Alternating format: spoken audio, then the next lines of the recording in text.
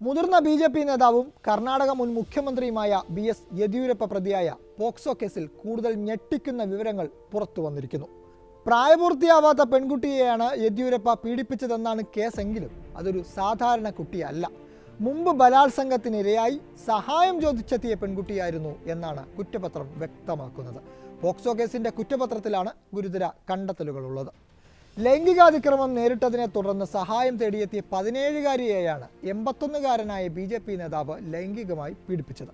പീഡനത്തിനു ശേഷം കുട്ടിക്കും അമ്മയ്ക്കും പണം നൽകി സംഭവം ഒതുക്കാൻ ശ്രമിച്ചെന്നും CID പോക്സോ അതിവേഗ കോടതിയിൽ സമർപ്പിച്ച കുറ്റപത്രത്തിൽ പറയുന്നു. കഴിഞ്ഞ ഫെബ്രുവരി 2-ന് ബംഗളൂരുവിലെ ഡോളേഴ്സ് കോളനിയിലെ യെദ്യൂരപ്പയുടെ വസതിയിൽ വച്ചായിരുന്നു സംഭവം. 7 വയസ്സുള്ളപ്പോൾ നേരിട്ട ബലാത്സംഗവുമായി ബന്ധപ്പെട്ട് രജിസ്റ്റർ ചെയ്ത കേസിൽ നീതി കിട്ടാൻ സഹായിക്കണം എന്ന അഭ്യർത്ഥനയുമായാണ് പെൺകുട്ടിയും അമ്മയും യെദ്യൂരപ്പയെ സന്ദർശിച്ചത്. പരാതി കേട്ട യെദ്യൂരപ്പ കുട്ടിയുടെ കൈ പിടിച്ച് തൊട്ടടുത്തുള്ള മീറ്റിംഗ് ഹാളിലേക്ക് കൊണ്ടുപോവുകയായിരുന്നുവെന്ന് കുറ്റപത്രത്തിൽ പറയുന്നു. അകത്തു കയറിയ ശേഷം ഹാളിലേക്കുള്ള വാതിൽ അടച്ചു. തുടർന്ന് ലൈംഗിക പീഡനത്തെക്കുറിച്ചുള്ള വിവരങ്ങൾ ചോദിച്ചറിഞ്ഞു. പീഡിപ്പിച്ചയാളുടെ മുഖം ഓർക്കുന്നുണ്ടോ എന്നതുൾപ്പെടെയുള്ള കാര്യങ്ങളാണ് യെദ്യൂരപ്പ ചോദിച്ചത്. ഇതിന് മറുപടി പറയുന്നതിനിടെയാണ് കുട്ടിയെ പീഡിപ്പിച്ചതെന്നും കുറ്റപത്രത്തിൽ പറയുന്നു. പേടിച്ചരണ്ട കുട്ടി യെദ്യൂരപ്പയുടെ കൈ തട്ടിമാറ്റുകയും വാതിൽ തുറക്കാൻ ആവശ്യപ്പെടുകയും ചെയ്തു. ഇതോടെ കുട്ടിക്ക് ഒരു തുക നൽകിയ ശേഷം വാതിൽ തുറന്നു. പിന്നീട് സംഭവം പുറത്തു പറയാതിരിക്കാൻ അമ്മയ്ക്കും പണം നൽകിയ ശേഷം കേസിൽ സഹായിക്കാനാകില്ലെന്ന് പറഞ്ഞ് തിരിച്ചയക്കുകയായിരുന്നു.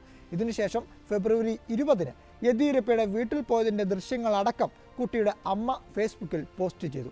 ഇത് വൈറലായതിനെ തുടർന്ന് യെദ്യൂരപ്പ ഇവരെ വീണ്ടും വീട്ടിലേക്ക് വിളിപ്പിച്ചു.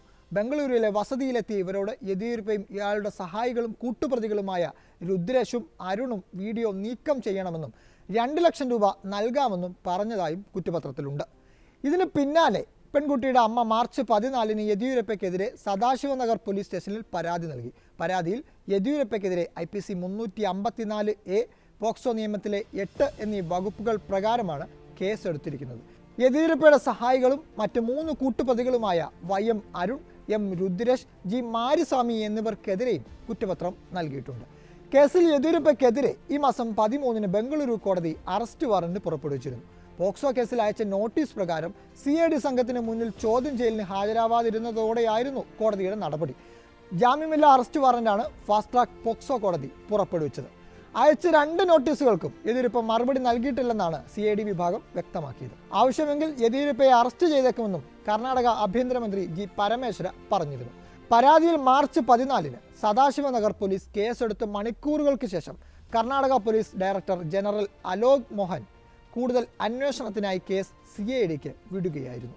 എന്നാൽ ആരോപണങ്ങൾ അടിസ്ഥാനരഹിതമാണെന്നും കേസിനെ നിയമപരമായി നേരിടും എന്നുമാണ് യെദ്യൂരപ്പ പറഞ്ഞത്. അന്വേഷണത്തിനിടെ പരാതിക്കാരിയായ 54-കാരി ശ്വാസകോശ അർബുദം ബാധിച്ച് കഴിഞ്ഞ മാസം ബംഗളൂരുവിലെ സ്വകാര്യ ആശുപത്രിയിൽ മരിച്ചിരുന്നു. അതേസമയം ക്രിമിനൽ നടപടിച്ചട്ടം സെക്ഷൻ 164 പ്രകാരം ഇരയുടെയും അമ്മയുടെയും മൊഴി CID ഇതിനകം രേഖപ്പെടുത്തിയിട്ടുണ്ടെന്ന് പോലീസ് അറിയിച്ചിരുന്നു. ഏപ്രിലിൽ CID യെദ്യൂരപ്പയുടെ ശബ്ദ സാമ്പിളും ശേഖരിച്ചു.